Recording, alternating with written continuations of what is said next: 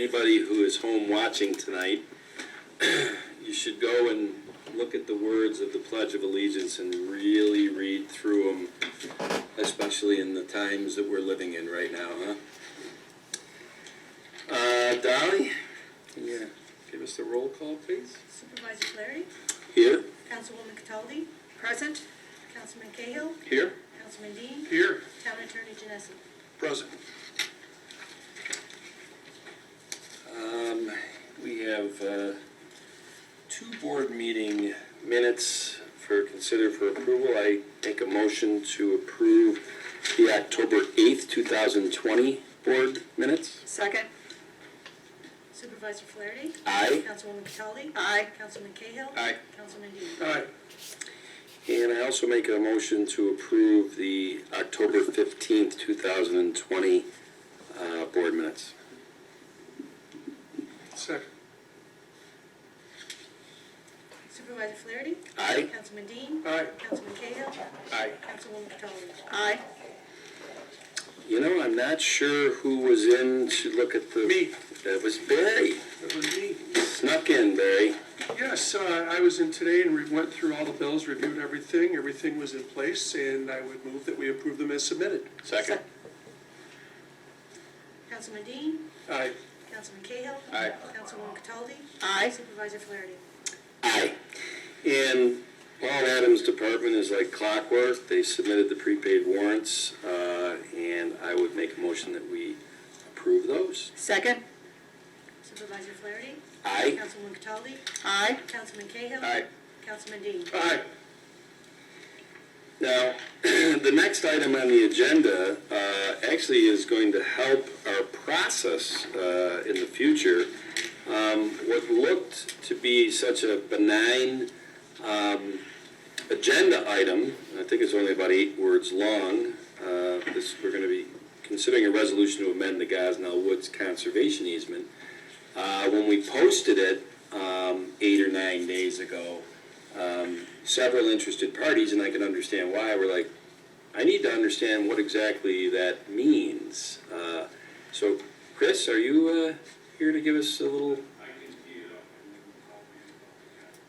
So the way that I'll sort of start this is the current agreement, or the current agreement that is in place.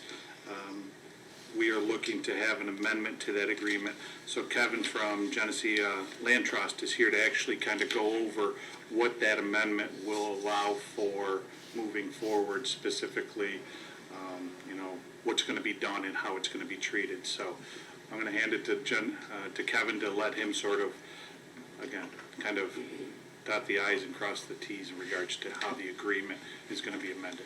Great. Okay, thanks, Chris. My name's Kevin Farrell. I'm with Genesee Land Trust. We've worked with the town of Webster for a number of years, most notably at the Gosnell Big Woods Nature Preserve. When that land was donated to the town of Webster, there was also a conservation easement donated to Genesee Land Trust that we hold over the town of Webster that just governs what is allowed and what is not allowed on that property. So we have about 25 of these throughout the region. And we ensure that the landowner, the town, is following these terms every year, do monitoring visits and everything like that.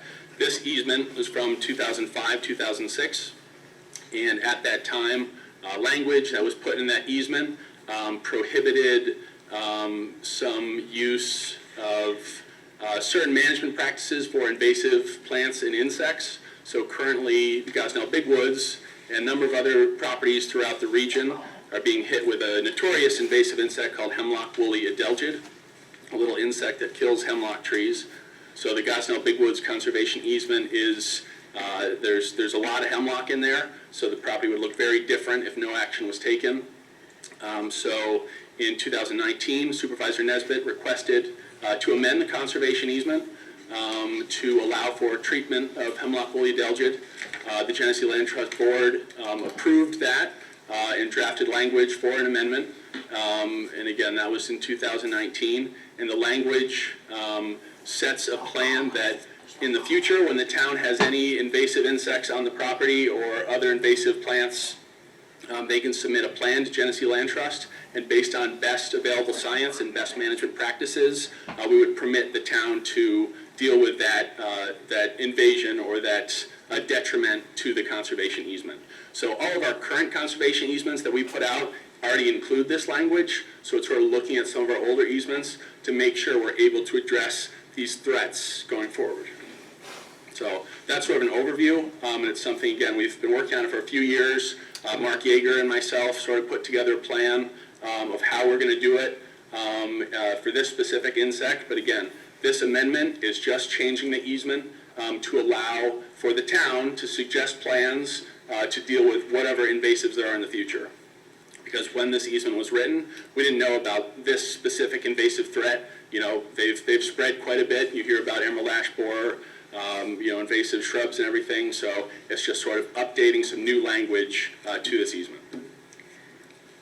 So because there are so many new and interesting invasive species, does Genesee Land Trust do any sort of advisement as to when they know about these things? Yeah, we do. And, conservation easements are different than lands we own because we can only recommend things that the landowner do. But our relationship with the town of Webster has been that we work very closely with them and suggest things and actions that can be taken to help with invasives.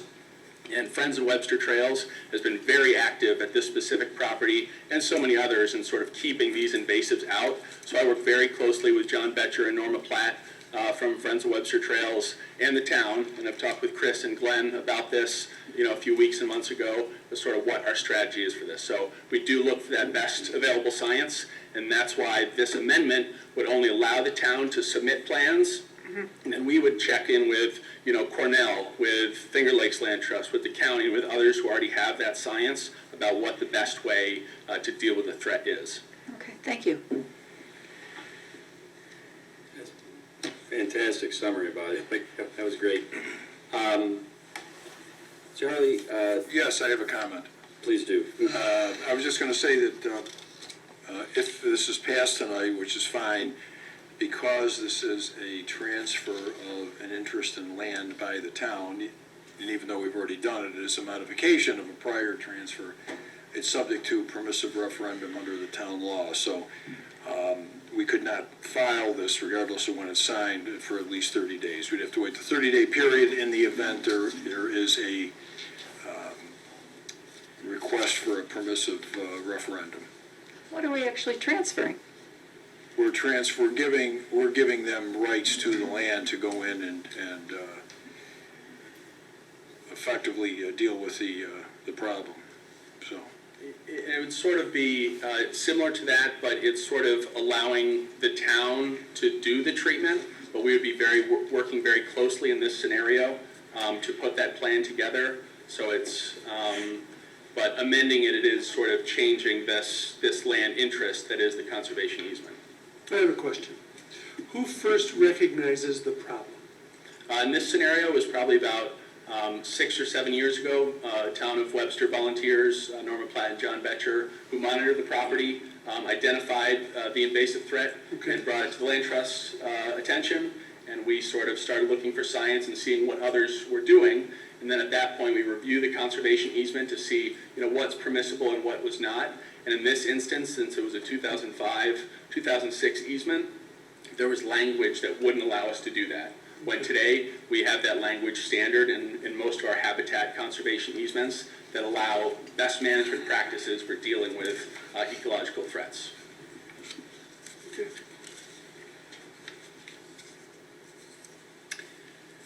Actually, Charlie, thank you for the insights on the permissive referendum. My question to you was going to be, do you think we should read word for word this amendment to the conservation easement before we vote on it? I could do that. well, you're talking about particularly paragraph number 30. Well, I don't know that you need to. I mean, I think it's been pretty well explained. To be honest with you, basically, everything has been said. If you want to read it, sure. Well, Deputy Supervisor Cataldi, I'll leave it to her how much of it you would like to read. An amendment to the conservation easement. This amendment to the conservation easement is entered into on this 5th day of November, 2020, by and between Genesee Land Trust, having an address of 500 East Avenue, Suite 200, Rochester 14607, grantee, and the town of Webster, having an address of 1000 Ridge Road, 14580. Whereas grantor is in successor in interest to Thomas Gosnell and Georgia Gosnell, and grantee have previously entered into that certain conservation easement dated February 13th, 2006. Whereas the grantor and grantee desire to amend the terms and provisions of such easement, therefore, for $1 and other good and valuable consideration, the receipt and adequacy of this hereby acknowledged, the parties hereto agree as follows. All initially capitalized terms used in this amendment, but not defined herein, shall have the meaning ascribed thereto in the easement. Grantor and grantee agree that section 30 of the easement is hereby deleted and replaced with the following. Non-native and invasive species, grantor may selectively cut and otherwise mechanically remove non-native invasive species for biological management with prior written consent of grantee, which approval shall not be unreasonably withheld. With prior consent of grantee at the sole discretion of grantee, grantor may use pesticides and herbicides for the treatment of non-native invasive species. Follow a written plan that is approved by the grantee and in accordance with the generally accepted best management practices and available scientific knowledge at the time. Does not diminish the character of the natural habitat, is limited in scope, frequency, and intensity, documents and addresses the long-term impact of the proposed action, with prior written notice to the grantor, steps 1 through 5. Grantee may selectively cut and otherwise mechanically remove non-native invasive species and use pesticides or herbicides for the treatment of non-native and invasive species. Non-native species may be intentionally introduced on the property in the sole discretion with prior written approval. Except as modified. Sorry, thought you were done. Hereby, all terms and conditions of the easement shall remain unmodified and in full force and effect. The enforcement is governed and construed in accordance with the laws of the state of New York. This amendment may be executed simultaneously or in one or more counterparts, each of which shall be deemed an original and all of which together constitute one and the same instrument. That is really, I mean, again, item number 30 is really the one in the original agreement that's actually being modified. Right. So Right. all of that's really the meat of it is that bullet number 30. Yes, Is that your motion? that is my motion. I second. We amend the easement. Sorry, one thing I'll just say is, when you start reading there, just the address of Genesee Land Trust was incorrect in what you had there, so I don't know if that was just a slightly older version. What is But, the correct address? It's 46 Prince Street, Suite LL 005. Dolly, did you get that? 46 Prince Street, I'm sorry, what was it? 46 Prince Street, Suite LL 005. Thank you. Is it still 14607? Yes.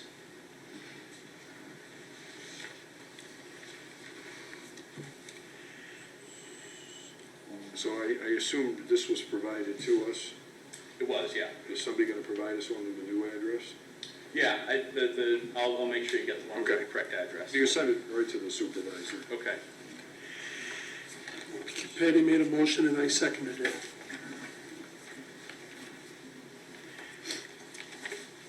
Councilwoman Cataldi?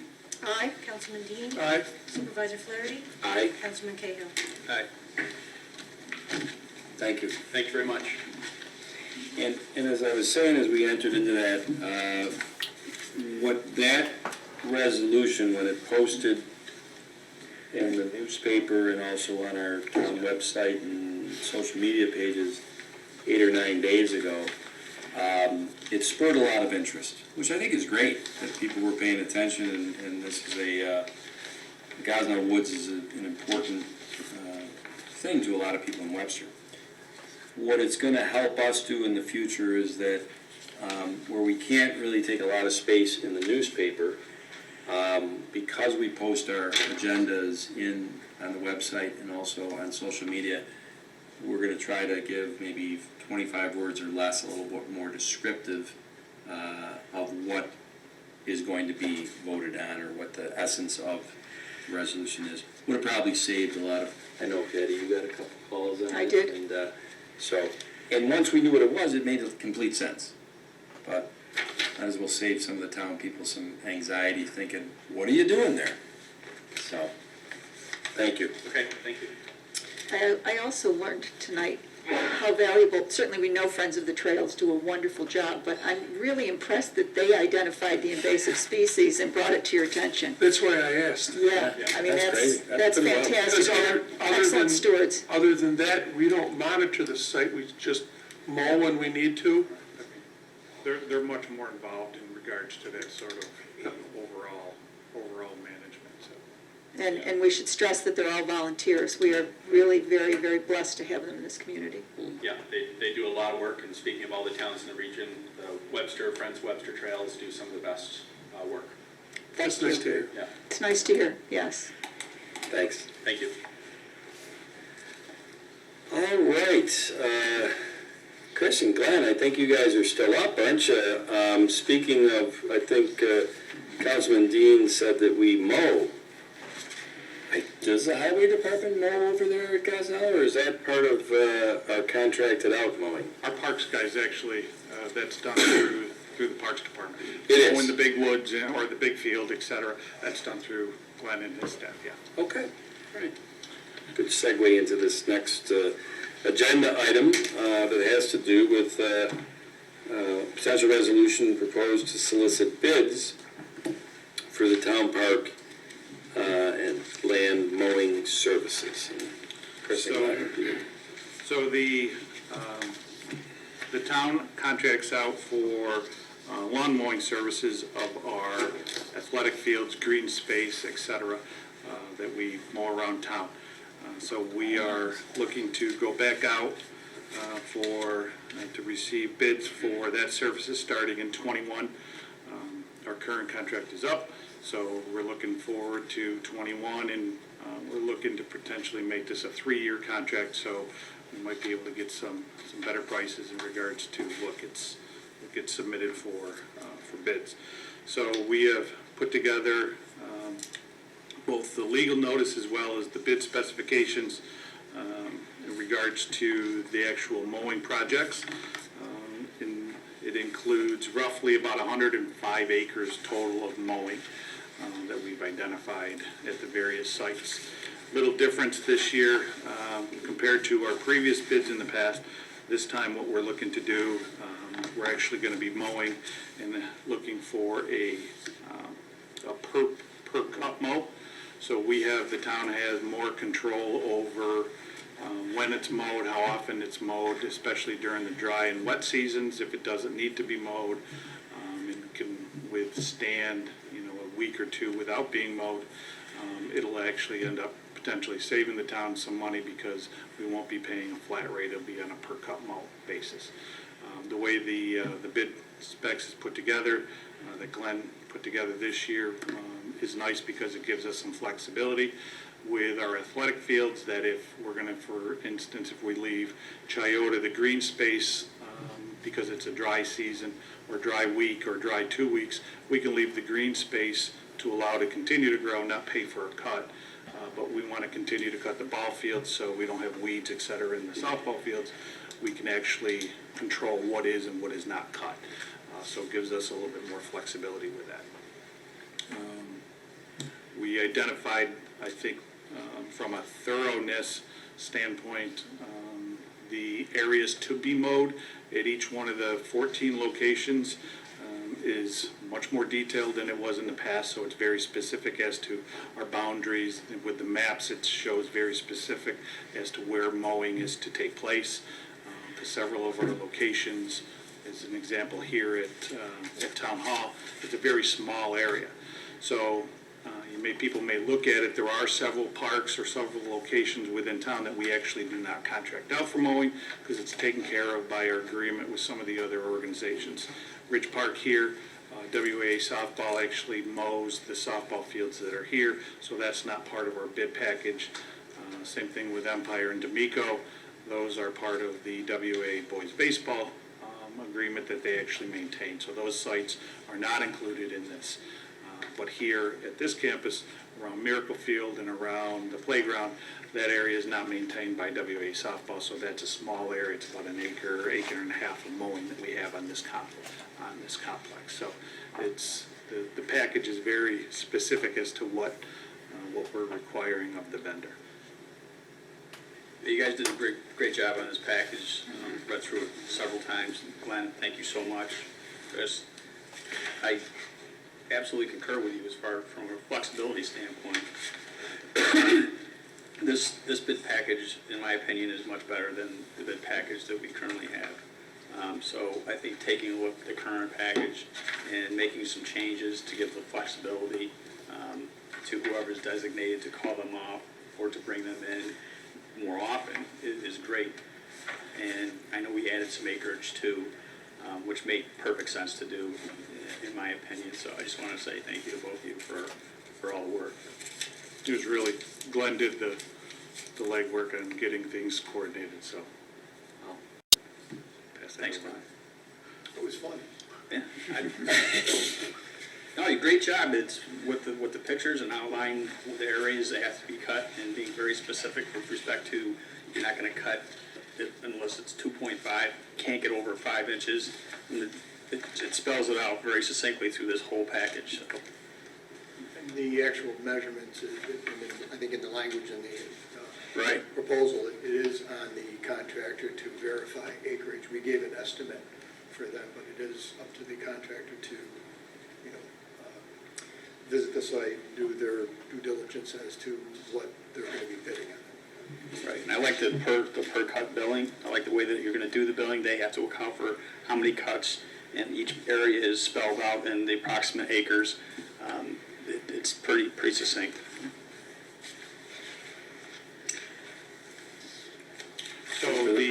So the timeline for this, Thank you. figured that was probably going to be where we go next. So the timeline being,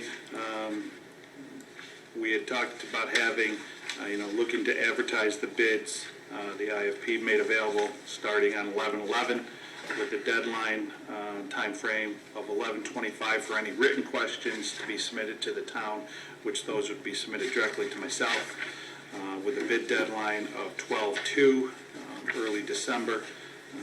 Bids would be open, town hall at 10 a.m., and then the expected start date for the contract would be 4/1/21.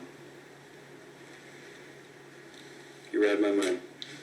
Thank you, Chris. Any other comments or questions on this? No? I just wish that the people at home watching could see actually, this is a very nicely put together bid package, which should hopefully lead to some multiple, mowing firms joining in. And I will say this, and Paul Adams, our finance director, this kind of spawns off of something you've been doing the last 9 months, identifying big ticket items out of the town budget, 6 figures plus, and saying, is there an opportunity?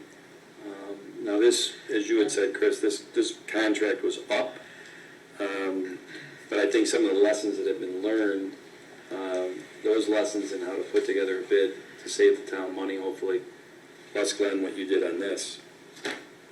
Very nice. We'll see what we get come December 2nd, huh, Dolly? Yes. All right. Well, I make propose a resolution to solicit bids for the town park/land mowing services. Second. Supervisor Flaherty? Aye. Councilman Cahill? Aye. Councilwoman Cataldi? Aye. Councilman Dean? Aye. Are you guys still up on the, no, you're not up on the next one. No, that would be, that's right, you guys. I think it's Joe, is it you? Is it you? Yes. Yeah. You know it. But if you're stepping up, I will say this, you know, at the end of this, little add-on to this bid for the mowing service, Paul, correct me if I'm wrong, but the preliminary 2021 budget, has the number in there from the old contract. So, if by chance, come December 2nd, we save money for 2021, another notch of monies saved that we currently are not reflected in the preliminary budget that we're moving toward a final. That is correct. That's very nice. Good thing. Yeah, like that. All right, Joe, that gave you time to move out of your chair and up to the microphone, huh? Indeed. Indeed. This one's pretty simple. It's a three-year weighted average. It's the increase of materials. With the state, it's still time and materials, but they've increased it by the 3,000, as you have the numbers in front of you. What's not reflected in this, and why you're talking on the 21 budget, is that the county just redid our three-year weighted, and that is up as well. Our per lane mile has gone up a couple $100 per lane mile. So that is another revenue that initially was submitted in the 21 budget, will now actually be a little higher in the revenue line, which is good news. That is good. This is just an extension. Yeah. This is common. Well, that's why I figured if there's any questions, I would defer to Barry, because Barry, this is your bailiwick, right? Not that, Patty, you are the liaison of that department. That's okay. He was the superintendent at one time, a few years ago. Before some of your kids were born. Probably, well, only one of them, I think. 08 you were done? Just one. Does questions, comments? No, read through the whole thing. It looks good. Joe, any chance you could figure out a way to have no snow or ice this winter, or? No? Yeah. Yeah. We got a big pond to our north that has more control over it than I do, that's for sure. Lake Ontario. Lake Ontario. We always used to say, no predictions, just gonna be prepared. Yeah. I'll tell you, Tom, I'll tell you in March how it was. Yeah, well, I think you should wait till April. Thank you.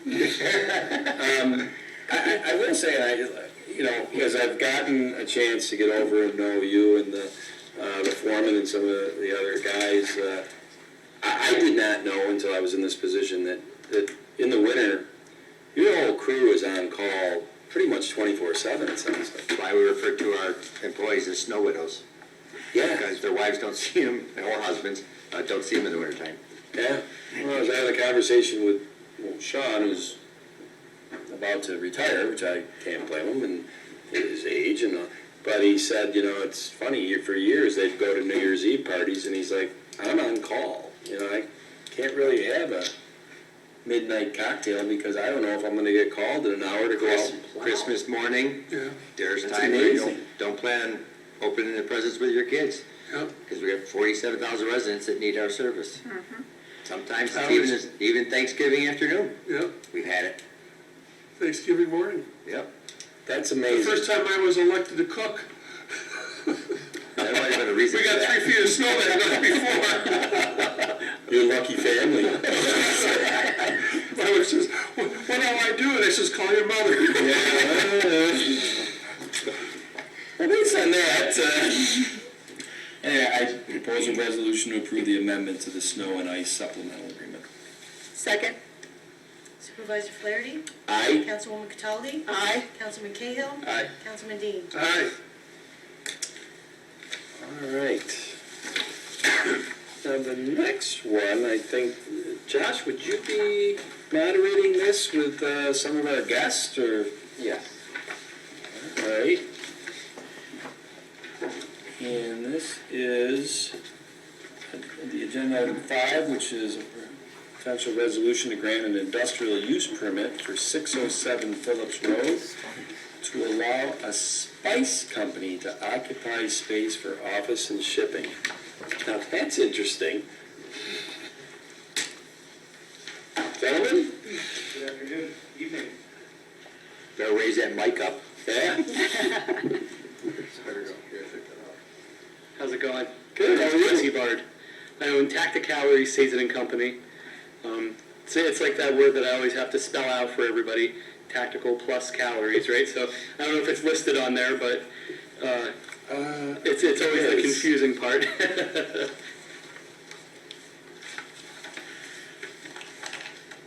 No, I don't know if it says tactical calories. Yeah.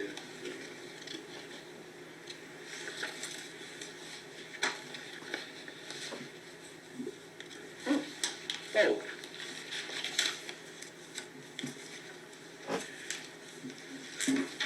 Well, Dolly, do you see where it says tactical calories and then not that it matters, I guess.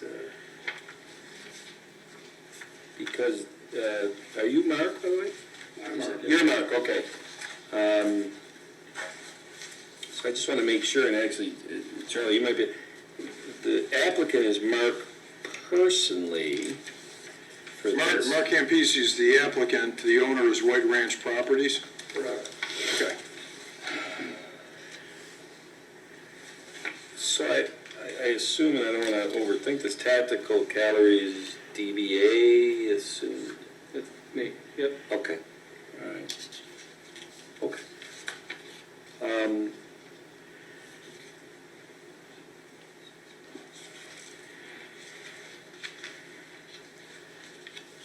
That's why I had the wrong one, okay.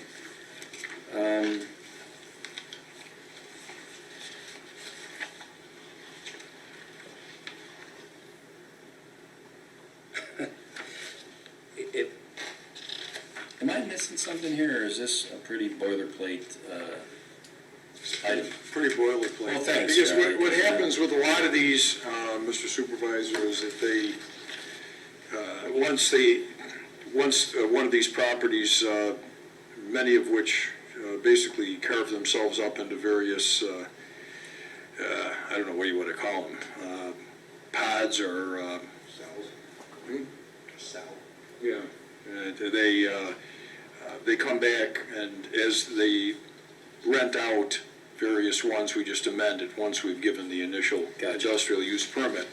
And that's required by our code, but many times, unless the use is something very unusual or something that the town board really needs to look at for safety purposes or because of noise considerations, things of that nature, that, Sure. yeah, it is pretty boilerplate. Okay. All And right. and they've already gone through, I believe, the planning board process, correct? Yeah, the notes are here. Yep. All right, well, does any of the board members have any comments or questions, or Mark, or do you guys have any? We're good. Yeah. I'm good. Who do you market to? The whole internet. Nice. It's 100% direct to consumer. Shipping 100, 200, 300 packages a day. So, How long you been in the business? 2 years, 18 months. Great. Yeah. Great. Wow. I don't have any questions. Wish you well. Yeah. Did you have a previous location? Yeah, I've subleased from family. Started in my, basement. Sure. Subleased from family for about a year, and now, trying to occupy this the new space at 607. So, That's great. yeah. I use contract manufacturing, so it's a warehouse essentially. Sure. Welcome. Yeah. Yes. Thank you. All right. Town could use a little spice, huh? Would that business be considered seasonal?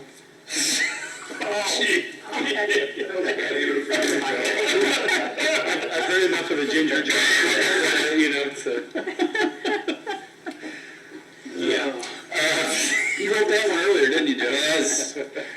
Those are dad jokes, let's call a spade, right? So, well, on that note, propose a resolution to grant an industrial use permit for 607 Phillips Road to allow a spice company to occupy space for the office and shipping. Second.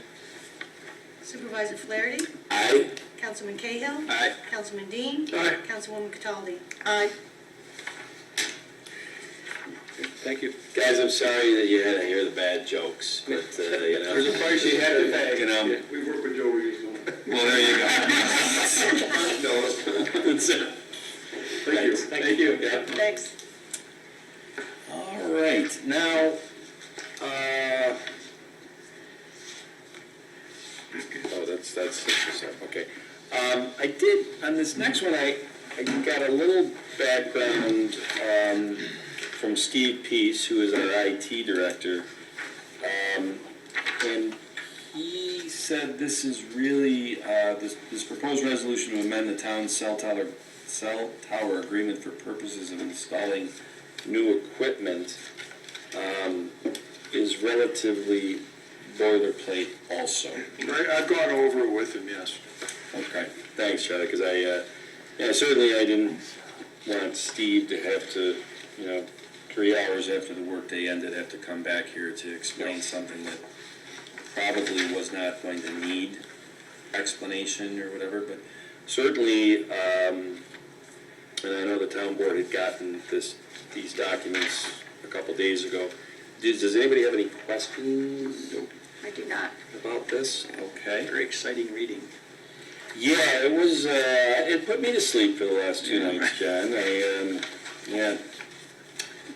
Well, then I propose a resolution to amend the town cell tower agreement for purposes of installing new equipment. Second? Supervisor Flaherty? Aye. Councilwoman Cataldi? Aye. Councilman Cahill? Aye. Councilman Dean? Aye. All right, well, we are up to our last formal agenda item for the evening. And I gotta tell you,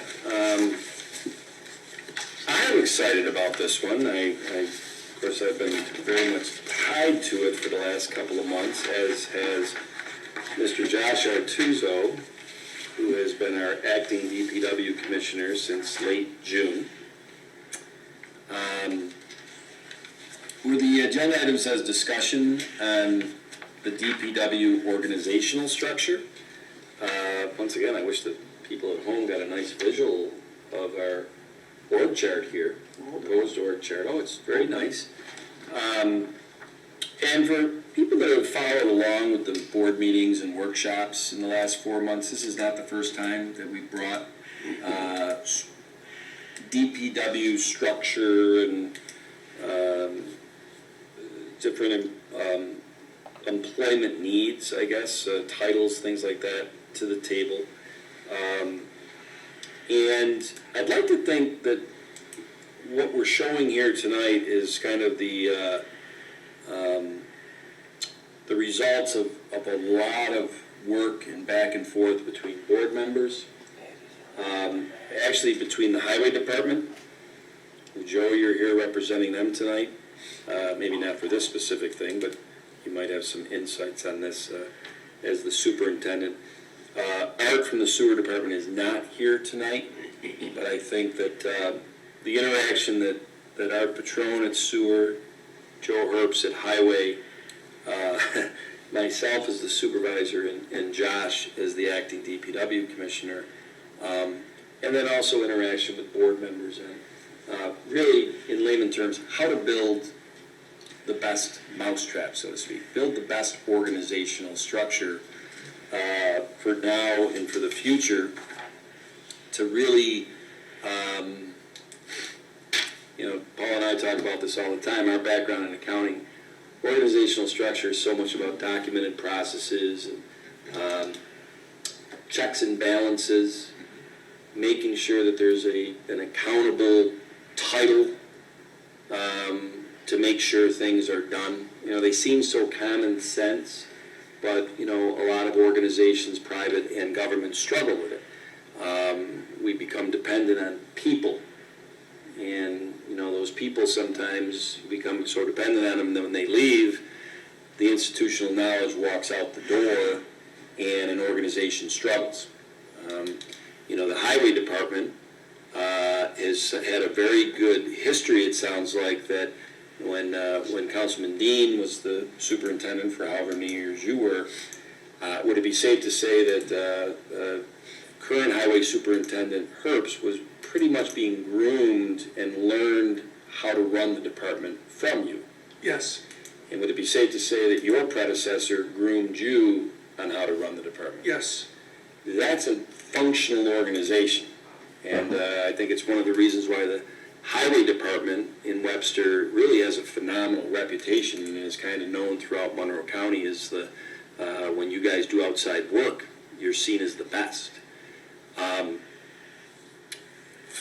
For reasons, I mean, and a lot of it's because of the unique nature compared to other towns of the DPW department in Webster as it pertains, especially with our sewer department, being one of, if not the only municipality that is running a sewer plant I anymore. believe it's it. Yeah.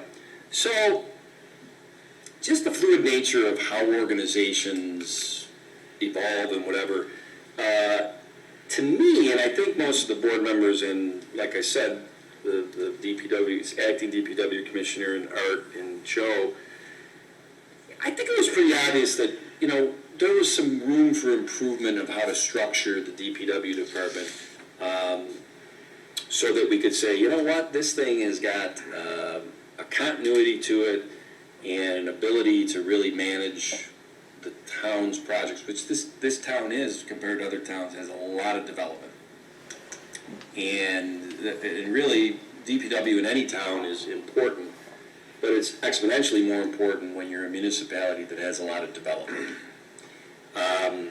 So, boy, do I feel like that was wordy, wasn't it, John? You know that? I mean, get to the point, right? I think that, Yeah, look at that. I have to agree, you're not gonna believe this, but that wordiness was required this time.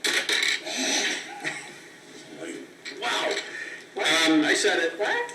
So, here's the thing, that unfortunately, depending on the questions that come up or comments from the board members, what you're looking at right now is the evolution of, and I know you've seen some previous org charts that we've tinkered with, and at the end of a couple of these board meetings, I know some of the board members had noodled on our previous renditions of an org chart and gave us some good ideas, Josh, I think, for how to proceed on.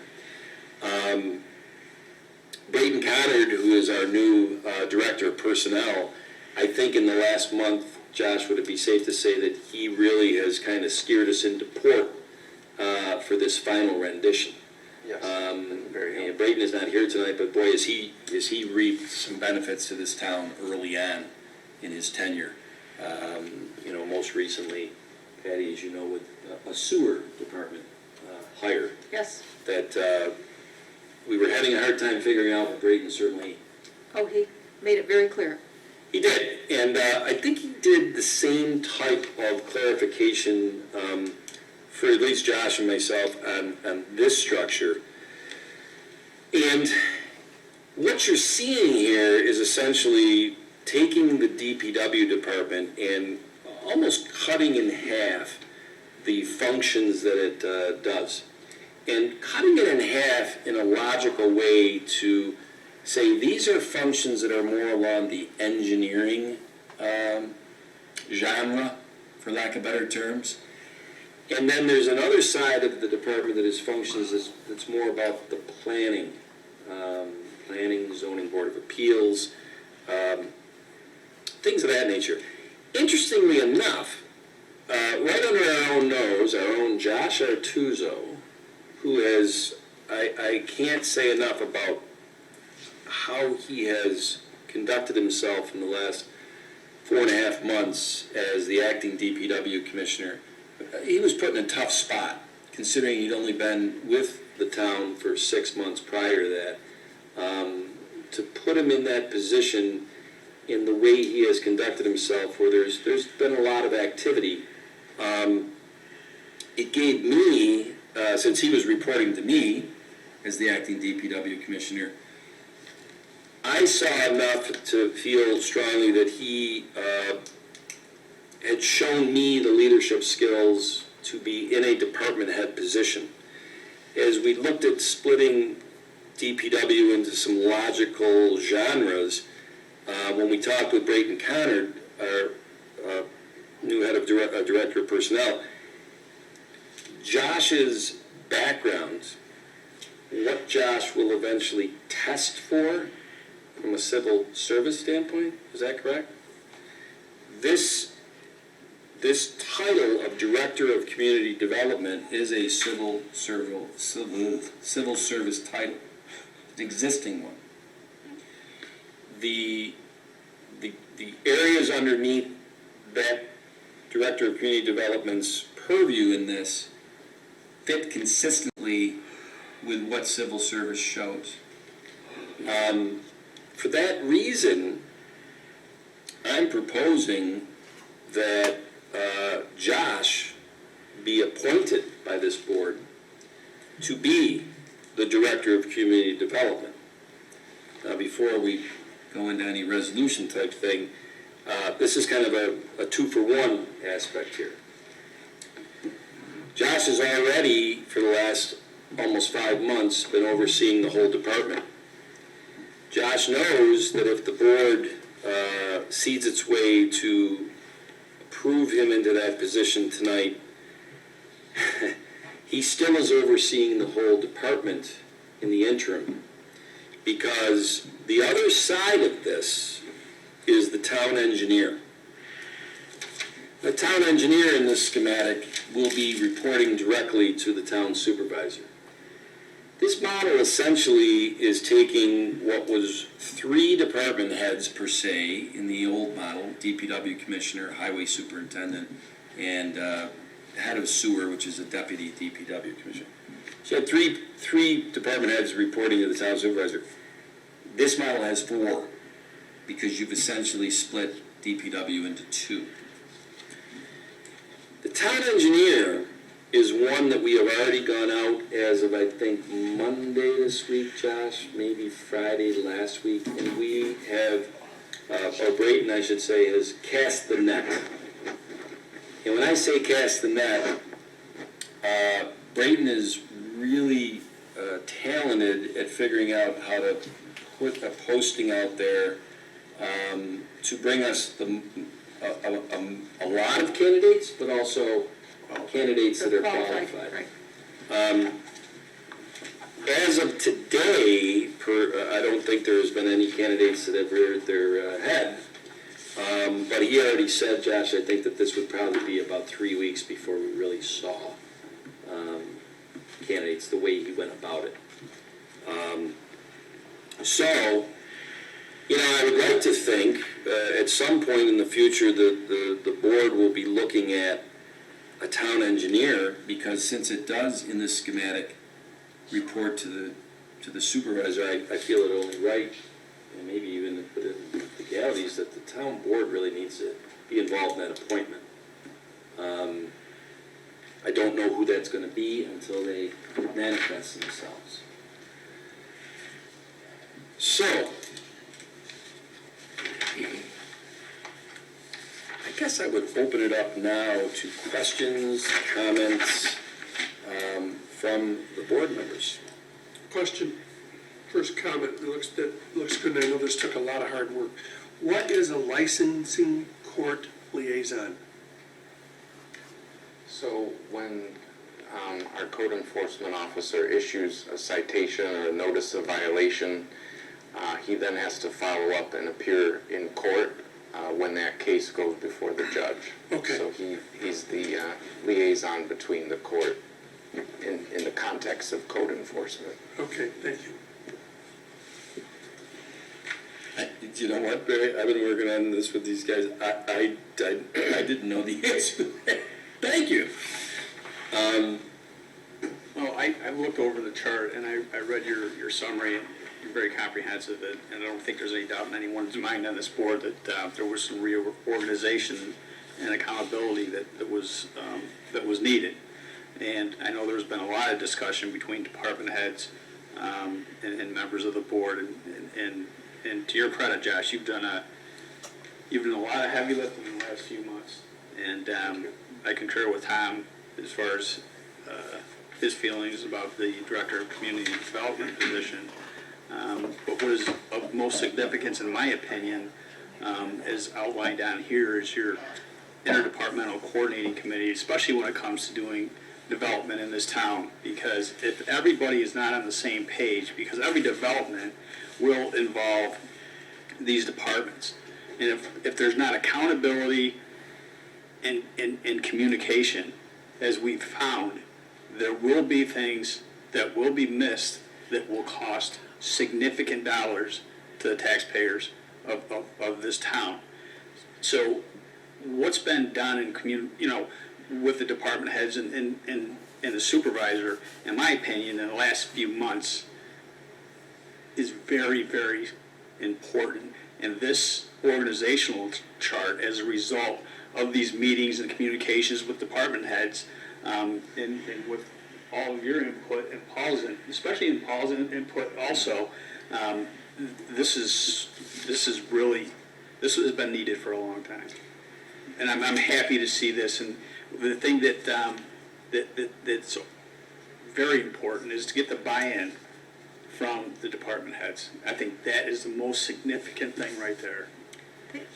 The other thing I want to add to that is that is very significant, but the other significant piece is that when we're going out and we're posting to hire a new person, it is very clear what their responsibilities will be. Right. And I think in the past, that was pretty murky. The other thing I want to say is, one of the things I like to say is, people when they come before the planning board, and I was on a planning board many, many years ago, they look at the process as very onerous and they think it's contentious and all of that. And it might take a few visits to the planning board, but what you end up with is a much better project because of that. And I think that the evolution of this organizational chart is very similar to that. When we first looked at this, we all had some issues with it, and I'm really impressed to see how it's come together. Josh, I want to thank you for that. And all of our department heads who are involved took the time to have the input and say, well, no, if this is what I'm going to do, then I need the coordination and the communication between the other department heads, and it's so much better when this comes from the people who have to actually perform the functions. Betty, I gotta tell you, and I'm a broken record about organizational structure and customer service. In fact, it's my Webster Herald article today. Do you know that this process and what you're looking at right now, I've never really been involved in something that an organizational org chart that focused on the horizontal red lines you see going across here. Everyone I've ever been involved in was always vertical. You know what I mean? Which this is. Here's the person at the top. Here's who reports to he or she. Here's who reports to the next level. This process, and it challenged me, and I learned a lot through it from the Joe Herps, the Art Patrons, the Joshes, board members, from everybody. I've never seen something like this that really focuses across the horizontal too. And that, it doesn't look like much, just a lot of colors, I guess. Yours isn't colorful. You have black and white, Dolly, so. This is going to, as we build certain things, and Joe, this is going to assure going into the future that all of these very important departments that all have a bite at the apple of these developments and whatever are accountable and are involved in the process, so that, the way we think things are going to get done is the way things are getting done. Well, what's nice in this chart is not just the top to bottom, but you've formed a new committee that includes the town engineer, the director of community development, the highway department, and the sewer department, so that they, outside of the project review committee and all other get-togethers on this, they'll be meeting as well. Yes. And that's just another step towards. No, you're absolutely right. Another step towards completing the projects together.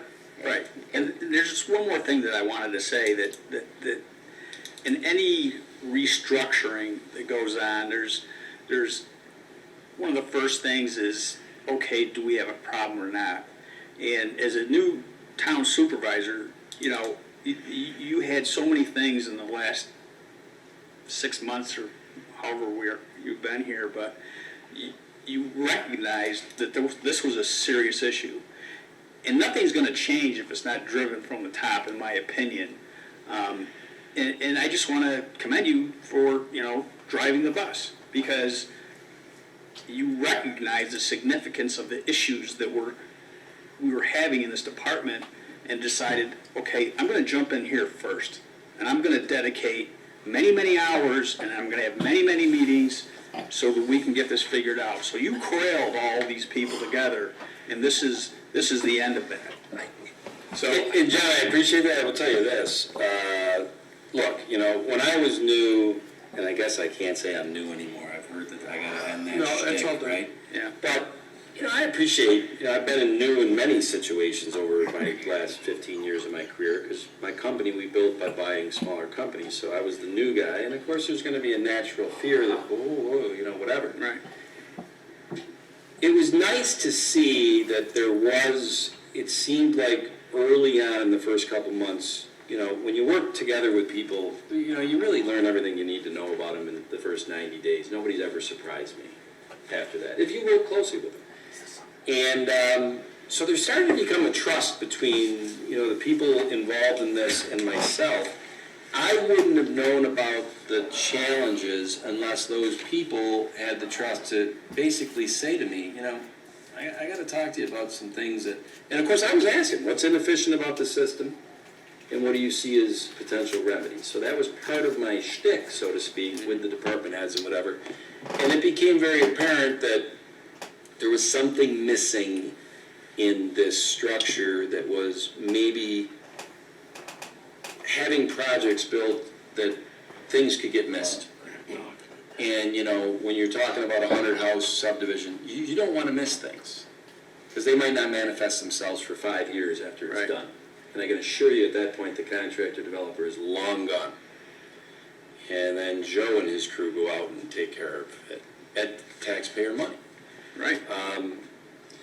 So, it's interesting. John, I will say this. I appreciate the compliment, but I want you to look at the top of this thing. And I've always said, it's not. You don't see Tom Flaherty, you see town supervisor. Right. Okay? I'm just caretaking this position. I'll be out of here. Maybe sooner. If I get fired next November, I'll be out of here sooner than I thought. I hope I don't, but the thing that I want you to notice here is, this is still a work in progress, because right now, this org chart puts a lot of emphasis on the town supervisor being the quarterback of having these 4 departments together. And I think you're going to want to have this evolve to one of those 4 positions, whether it's the town engineer, the director of community development, somewhere along the lines, one of those 4 positions, and it probably would come from town engineer if we get the right person. Somebody's got to be accountable. Ultimately, somebody has to be accountable to keeping this all together. And putting that on a town supervisor, I want you to think about that for a second. A town supervisor is an elected official. Their skill set, I'm an accountant. Do I really know anything about development and curb cuts and engineering? No. Who's the next town supervisor? What is their background? So there's a bit of a danger there, having the town supervisor somewhat be on the top of 4 departments. And if you don't have one department head who ultimately that knows coming in, you are accountable to this. They may be parallel to you on this org chart, but we are telling you that within your job, and we'll make it as crystal clear as we can, somebody has to be accountable. Some position has to be accountable. And if you don't have that, that's where you can get this stuff going. We're going to try to build it. This is still a work in progress, where there is certain computer programs that people know exactly they have to input when this inspection is done. There'll be red flags that stop a pre-construction meeting if all these things that should have happened before a pre-construction meeting aren't logged into that. It's all good best practices and stuff, but the best systems in the world still have to have great people doing it. And I've always said, you give me the option of a great system or a great person. Well, I'd like both. I'd like a great system and a great person because you'd kill it in the world of business and government. But if I gotta have one great and one mediocre, I'll take the great person in a mediocre system because a great person will overcome a mediocre system. But a great system, if you get a mediocre person in it, they'll screw up. So, you've heard me say this many, I'm sorry, I'm just calling it whether I see it. And Patty, you've heard this too many times. That's why when we go to look at this town engineer, what's my old saying? We hire slow, we fire fast. I want to get that position. I want to get somebody in front of this town board that we're proud of, and we can sit there and have the town board say, yeah, this is the right person. We're going to hire them. We're going to appoint them. But at the end of the day, I'm not looking to fill that position in a month just because it's a feel-good to get that position filled. There's motivations to me to get it filled because I think this guy over here, Josh, has for almost 5 months now overseen a department, and he's really working night and day. He's doing yeoman work, but we got to get him out of that. He's got to have some help. The help would be get the town engineer who's solid and take half the org chart. But Josh and I have had many talks on this. I said, Josh, this might frustrate you, but I am not going to advocate for hiring that position fast just because you and or myself and or Joe and or Art are under pressure because we're understaffed at that. Because that's when you make bad hiring decisions. And I think, Patty, what we just went through with the sewer was a perfect example of, because at times it did seem like we were dragging on that. It worked out. It did work out. So It worked out great. Yeah. anyway, The other thing that I also want to call attention to is that I think this is wonderful for all of our employees and our department heads and the board members, but this is also really stellar for the public. Because when they have an issue with a permit or inspections or whatever it might be, it's very clear who they should be in contact with. Whereas before, again, that was very confusing to people. They would say, well, I need a license for this or I need that. They didn't really know who the proper person was to contact at town hall. And I think this really makes it very, very clear, which is, and that goes to customer service again. it does. And like I said, it'll expand. I say it expands because if you look at you take a look at under the town engineer, there is a box for, there's a box for letters of credit and bonds. There's a box there for GIS asset management. There's a box there for, where is it? Facility maintenance. Now you notice, none of these are a job title per se. This model is built really around boxes in the org chart of what responsibilities are underneath the town engineer, what responsibilities are under the director of community development. What needs to be expanded on this is that, well, what job title in civil service or whatever is the one overseeing, the fill permits down in the bottom left. Does that make sense? These aren't all potentially individual people No, per se. no. But we thought it was more important because there was a lot of ambiguity on, well, what functions are under their purview. As you notice, Barry, we didn't get into the highway and the sewer department because it would be gratuitous. That's not, there's a whole bunch of functions under those departments, but for this right here, what we're talking about, it wasn't needed to do. But certainly under DPW, it does give you, if you take a look at all those boxes, and you gotta admit, every single one of those makes sense to be under a DPW department. That's a lot. I do have a question, though, in looking at the boxes. Mm-hmm. What is the reasoning behind the conservation board under the town engineer as opposed to community development?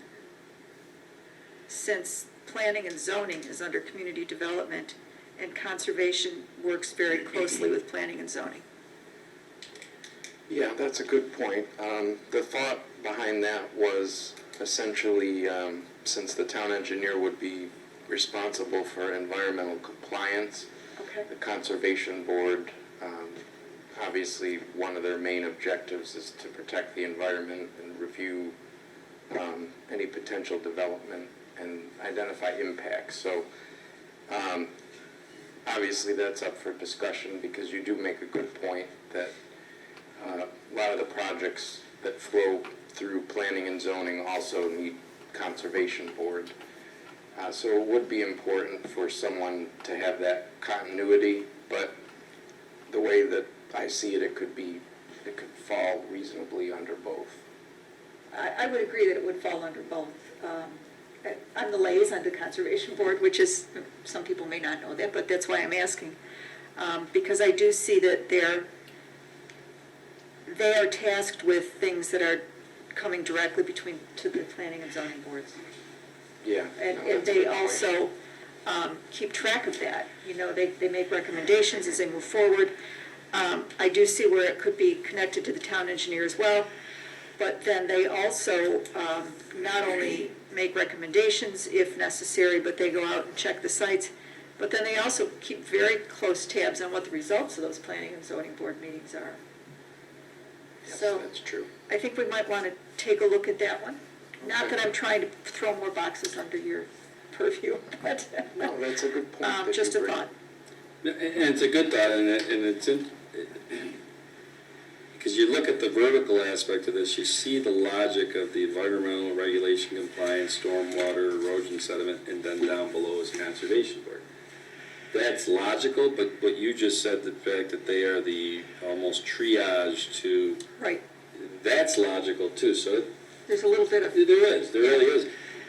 There's also aspects of this, and we're going to move on, that there, as we know, Joe, your department over the years, and this might have been going on even back to when Barry was running, and it is just, because of, your department is doing certain things that really fall under the purview of DPW, but because they were short people or whatever, it just all of a sudden sweeps and all that stuff. I think that's underneath in this flow chart or org chart. Yeah, I think one of the reasons we inherited or is doing more of that is because ultimately we're the cleanup crew. Yeah. It was in our purview to be fixing it, so if we could cut it off the pass and do it before we have to fix it, that's why we're doing what we are. Yeah. But it should go back. And am I talking about the same thing? I know that you've said that, when you retire in 20 years, that there's something that you do, and what is it, that you're the only one in town that has the license to do it, and it's on the ponds or the, what is it, The Phase 2 compliance, MS4. Right. Which is a municipal separate storm sewer system. That's what we're charged with. And right now, I'm the only officer. God, it's like a computer. But as you can see, would you say that, that's great that you do it, but it really fits more underneath DPW? And because a lot of that is part of the compliance for even presenting a subdivision or Right. whether it's commercial industrial, that's all part of the prerequisite for getting approvals. Yeah. I'm after the market. That's before the market. Look, down below in all this, Patty brought up a great point about the conservation board. The one thing that I feel pretty good about in this is up at the top, that how we have it configured right now, I would like to say, I would like to propose that we appoint Josh Artuzo as the town's new director of community development.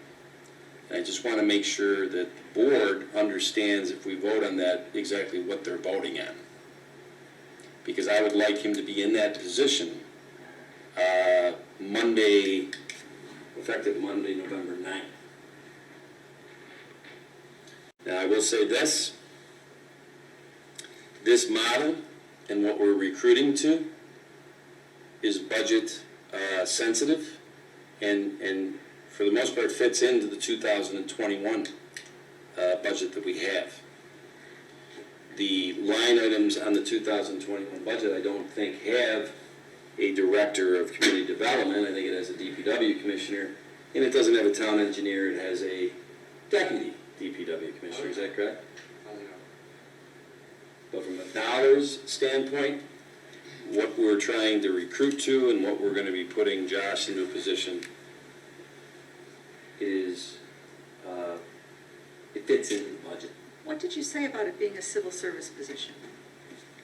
Well, this is where I wish Brayton was here, because Josh, I mean, during our 4 meetings leading up to tonight, Brayton did some research to make sure that based on your background, based on the test that you would take for this eventually, because I think it would be an appointment that is provisional. I was gonna say, that's where I was going with Yes. this, so to make it provisional of, Yes. And Josh, I Testing. mean, Brayden has been very upfront with you about that. I mean, obviously, you know, I don't even know if there is a list to go off of right now, of somebody. I know he's looked into this, and that's why I wish he was here, because this was a clear pathway to him doing this now, having this done now. There is no...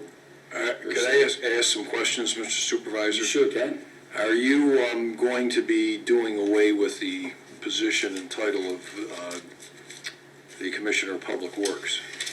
Well, might be a semantic issue there, Charlie, because doing away with that position... Well, abolishing the position. Let's put it this way, for the time being, in this, there would be no DPW commissioner that we're looking to hire. I will say this, to me, this is why this town engineer is almost a misnomer, because when Brayton and Josh and I went through really what we're looking to hire in this position, that's a DPW commissioner in audition for us. That's why I want to be very, very mindful of who we bring into that position, because I think that person, if they end up doing the job that we hope they will do, could end up being the DPW commissioner. Town engineer is, as you may or may not be aware, and I address this actually to the entire board, is a statutory position. I did talk very briefly with Mr. Connard earlier this week, but it's very brief. And I'm not sure, I don't have the code in front of me, I'm not sure if we even have that position in our code right now. We may have to create the position by a new He had local said law. that he talked to that when we went to post this, that and you're talking about residency requirements and things of that nature. I mean, he's very thorough of the if-thens, if-thens, if-thens. And when we went to post it, he felt relatively confident that it checked all the boxes. Okay. And is it a semantic issue of calling it town engineer versus engineer?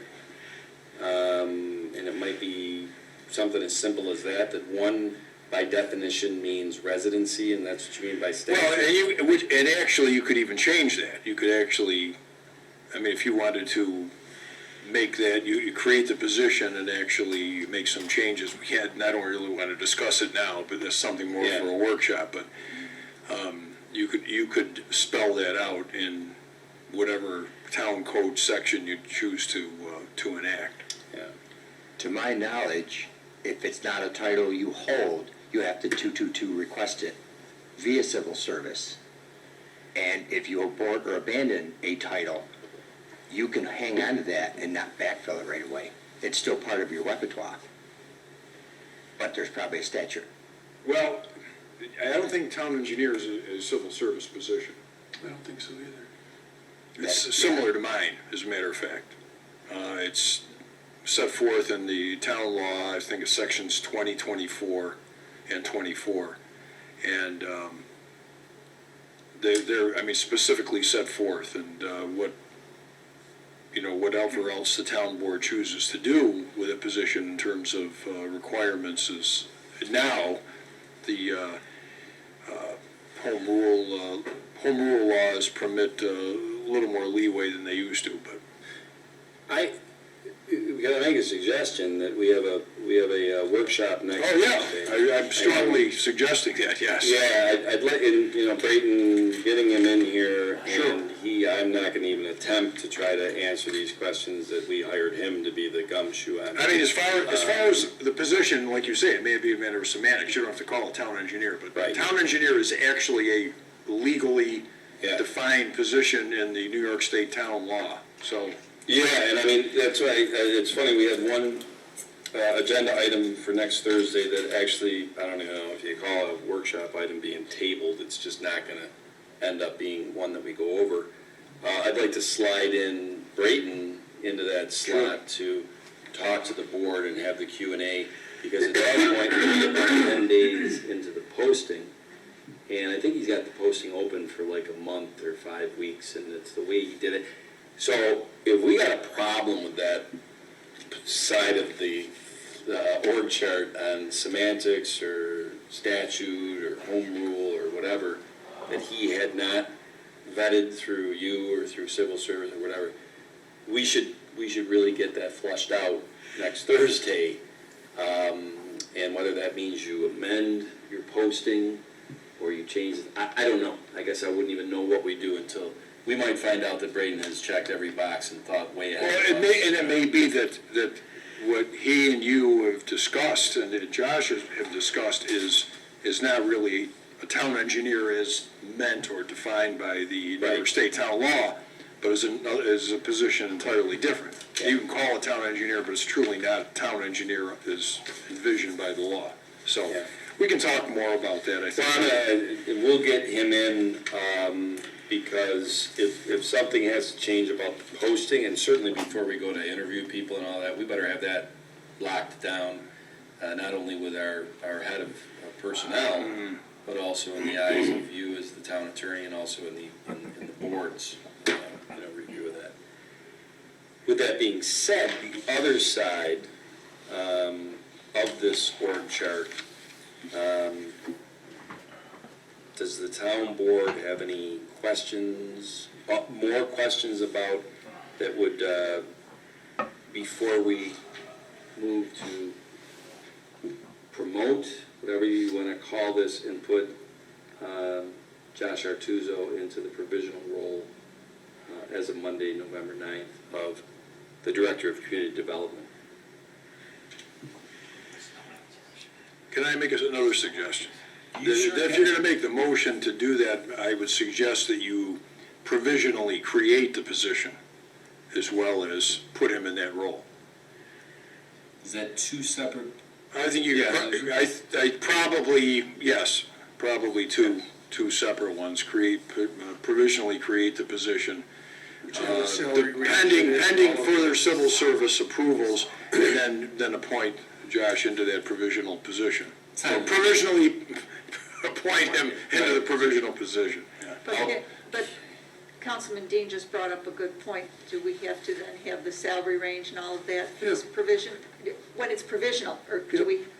Everything's provisional and contingent on other factors, I think. I understand what you want to do, but... You have to define it. Yeah, I mean, I think this has to be understood, and has to be understood by Josh too, that this is all going to be dependent on civil service rules, on what is required by the New York State town law, and what is required by our code, et cetera. There's a number of factors here that have to be It sounds to taken. me like we can't really do this tonight. No, I think you can do it, but I'm just saying it has to be understood. You're not locking into some sort of a contract or a contractual right. And I hope Josh understands that would be the case. I agree, I understand, he's been doing the work, I know that. I'm at Town Hall a lot, and I know that he's been handling all the work. So that, I don't want to stop him from getting what he's entitled to or deserves. But I think you have to be careful about the wording you put in here. I think you need to address the fact that you don't have this position, that you are creating this provisionally pending, further approvals as needed. So. Barry and I have been through this before, where if you currently don't hold that title, you have to put in a requisite to obtain that title for your inventory of your titles. I think Charlie's spot on. Okay. Well, I'd rather do it the right way than Yes. do it fast. Well, then maybe next Thursday night's going to have a couple of additional things as we dovetail toward, especially getting Brayton here. Maybe we can kill 3 birds with one stone next week. Q&A from the board Charlie to Brayton on this town engineer. What exactly is this? Is it by statute? Is it home rule? Is it all those things? Yeah, we can have that more sorted out by Right. next week. I think the other thing is that maybe Braden can be helpful with the civil service requirements and the provisional appointments, the provisional promotion, if you will, or the promotion to the provisionally Right. created position. And maybe it could be made retroactive. I mean, I know the intent Well, is to that'd put be it just- in yes. effect this coming Monday. Maybe it could be put into effect Right. retroactively. I think your heart's in the right place, but I think you're rushing a little bit too much. I think there's things that have. I'm Irish, I'm not Russian. Okay, so just so you know. Oh, we know that, Ron. Just so that you do it right, so Yeah, everything's. no, and I agree. Yeah, you don't want to get it done and then have to go back and do it all over again. Right, yeah. And you know, it's a week from tonight at 5:30, so Brayton, We'll get him here. We'll do it, you know. And I'm sure that between now and next Thursday, I mean, he'll have a lot of this already cleared Already up. done Yeah. downtown, whole 9 yards. Yeah. Yes. Yeah, and, okay. Any other, because like I said, I'm gonna put that on for next Thursday.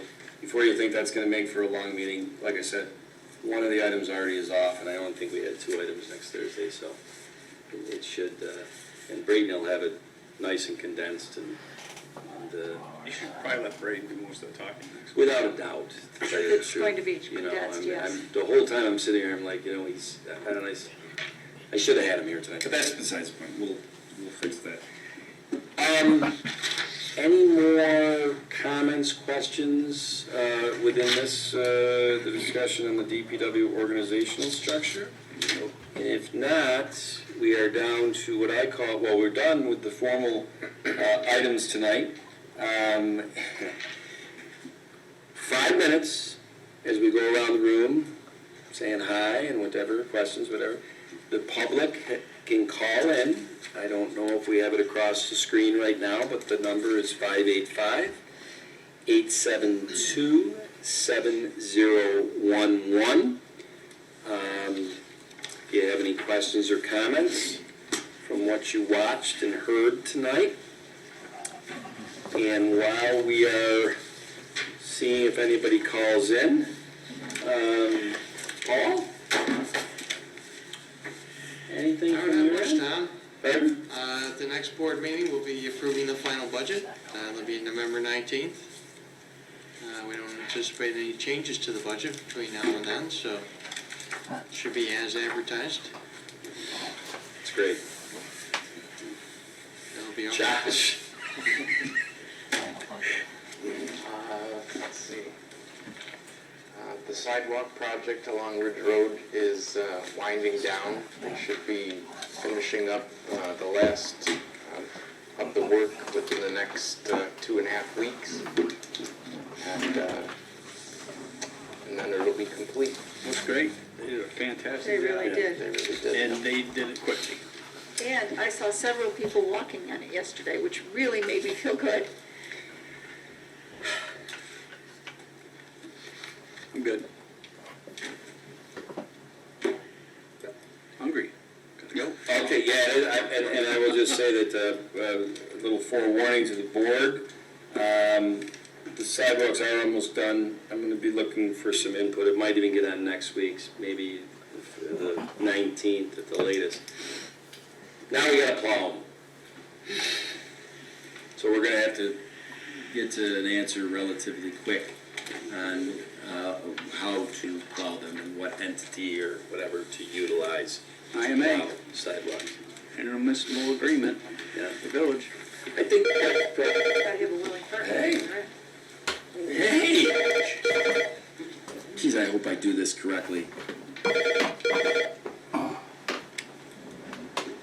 Hello? Yes, is this town board? Yes, this is Supervisor Flaherty. How are you? I'm fine. I was just wondering why the letter that Webster Citizen Action League sent all the board, why it hasn't been read tonight. oh, I think I may know the answer to that one.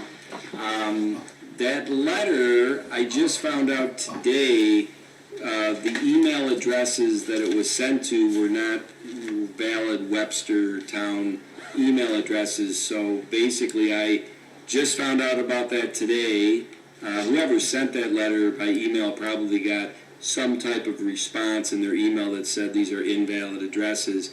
I did see it based on the schedule we had today.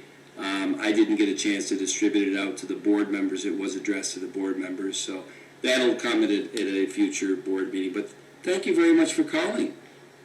No, I would like to ask you, how does it become a valid email?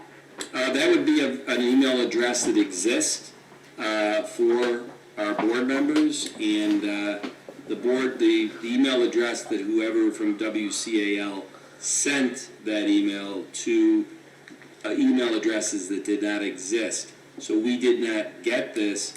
It was brought to my attention today, and with a couple minutes to go before a board meeting, that's not going to hit our purview. I would suggest in the future that anybody from WCAL, if they're listening and watching tonight, they may want to, if they want to send something to the town board, they should probably do their research and make sure they have the correct email addresses. But thank you again for calling. So, I was gonna say, I never received an email on it. well, that's because I just found out today it was like webster.gov. That's what they sent to all the board members. So it was brought to my attention today, and I just, I'm not going to shoehorn in a letter from that group. So, Barry, hang on. That's the call. Hello? Yes, you cut me off. I wanted to say some more. Oh, I'm sorry. I thought you were just calling in about the letter, and I thought I tried my best to explain why that wasn't read out tonight. Okay, well, you did explain it, and we will work on that. But I would like to say that I am a board member of the Webster Citizen Action League, and we are concerned that you, in this time of COVID-19, where so many unessential workers were laid off or let go, or were not working, even for the government at this time, why do you see that it's fit to have raises for yourself and for the board members and for all the department heads? I'm going to answer that, and of course this is my opinion, and maybe my opinion is something in the last month that people say should or shouldn't be given by an elected official, but I think if an elected official doesn't give their opinion, then they're really not a leader. So I'm going to give you the exact answer on this. I've been on this board as the town supervisor for the last 10 plus months, and what these board members get paid for the amount of work they do as liaison to the various departments, the help that they give, the events that they go to, they are making under minimum wage. So I'm going to tell you right now, I definitely would support the 2% raise that they got. And where I have sensitivity to people that are not working, and if they weren't able to get the unemployment and the $600 that the federal government gave, and I certainly, like I said, I'm sensitive to that, especially since my wife owns a business that hasn't been able to open since COVID. But you will not hear me say anything about the leaders in this town not getting a 2% raise for the work that they do. And any discussion about that not happening, I think, discounts the value of what they brought to this town and the work they've done to why other towns have gone over the tax cap in a time of financial direness. This town board worked to make sure that that did not happen. So I'm very proud of that, and I do not discount that and don't really even monetize that for what the board members make. Is there anything else that I can help you with this evening? I don't agree. But you know what? And that's the wonderful thing about this country. We can agree to disagree. Now, is there anything else that we can help you with this evening? no, there isn't, Mr. Flaherty. All right. Thank Well, you. nice talking to you. Take care. Dolly. Well, we'll come to you last. Now we'll come around from Joe across. I got two things. Ash trees. Yes. We're at about 97 to 98% complete on both levels. That's amazing. Wow, these guys have been That's doing a phenomenal important. job. They've been, 3 out of 4 have been in the hospital for poison ivy, to get prednisone. Dear, I myself included have been one, but I got mine out of urgent care. I didn't have to go to the hospital, but they got up and their eyes were closed and swollen shut and stuff. But they've been troopers. They've done a phenomenal job. The sites are clean. They've gone above and beyond, even with some not so friendly work environments. They've been very, very professional all the time. So, and I told the crew today, kudos and, job well done. So they're getting there. We have added more trees already for around 3. Some of them are going to have to be done ASAP. They're over houses and they're completely dead. So we've identified it, talked to Josh, and we'll make arrangements on that next. So right now, there's only 7. So we've been trying to keep them at bay, and I've got 3 or 4 more in town that are 90, 100 footers, 10 feet off the road. They're going to have to go to, but we'll make arrangements. So that's it for the estuaries. And the other thing I wanted to mention, and I know Ahmed would be proud as far as the parade that's back on. And it went today out to 8, 10, 13, all the TV channels. It's on our website. But the parade is back on December 5th. 3 to 4 will be for special needs, and 4 to 8, it's in the Xerox, and we're just, every Tuesday, Thursday, we have meetings, and we're about, if I had to venture to say, 50 or 60% complete with all the plans. We've got McMahon LaRue helping out on some design, so the parade is on, and that's going to be huge. I think people need it, and within 20 minutes of it being announced today, not mine, but several other emails and phones were lighting up like a crystal ball. So, it's a good thing. Yeah, our department had a meeting the other day with Karen, and brought up a very good idea that we may circle the wagons with the board and see if there's something we can do. Of course, it better be a warm night, or we at least put together a we have a Grinch costume that would just fit perfectly. Well, it would keep me warm. But no, we should look and see if there's something we can do to, because, hopefully there'll be a ton of cars. That reverse concept is pretty cool. So. Ahmed, he's like a 5-year-old Christmas morning. He Boy, he is, isn't he? Every time Yeah. we get on the phone, he's just, we got to pull him off the ceiling. He's incredible. I have nothing further to add, Mr. Thank you, Charlie.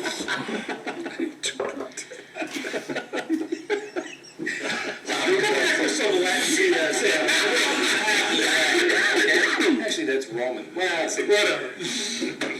I'm good. And Dolly, we saved the best for last. Monday was the last day of tax collection for the town, taxes will be collected through the county. So Monday is the day that I need to surrender the taxes to the county. Yes. I'll be pulling the final figures together the next couple of days and submitting those. And then I also want to say that we had to submit the results of the election. They bring them to the town and we submit them to the county electronically. And I just want to say the staff was great.